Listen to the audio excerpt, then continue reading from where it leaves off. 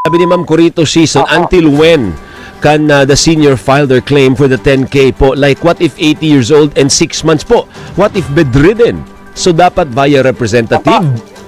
Yes po, via representative po. Talaga naman pong pwedeng ipag-apply sila ng kanilang mga anak, kamag-anakan, o yung nag-aalaga sa kanyang kamag-anak para po i-claim yung kanyang cash gift. Meron pong 1 year grace period para po makapag-claim. So, kung nag-80 ka last 2024 at ikaw naman ay nakapag-file, pwede niyo pa po i-claim. Ngayong 2025, nag-80 kayo, may 1 year pa po kayo. And before kayo mag-birthday, pwede niyo na po i-file ang inyong application 6 months before. Ayun. Lalapit lang po kayo sa inyong OSA, mga lolo't lola, Yeah. para po i-file yung application. O kahit hindi po kayo ang pumunta, ang inyong pong mga tagapag-alaga, pwede Tama. pong dalahin doon. Pero hihingan po natin. Oo. Sige po, go ahead.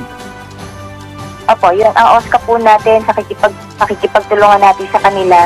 Yung iba pong hindi na talaga makapunta, pinupuntahan po yan nila. Si Sa ngayon po kasi, Ma'am Doris, Sir Alvin, kami ay kakaunti pa lamang sa National Seniors, sa National Commission of Senior Citizens. Shout out na sa mga nakikinig na mga personnel namin. We're about only 300 nationwide.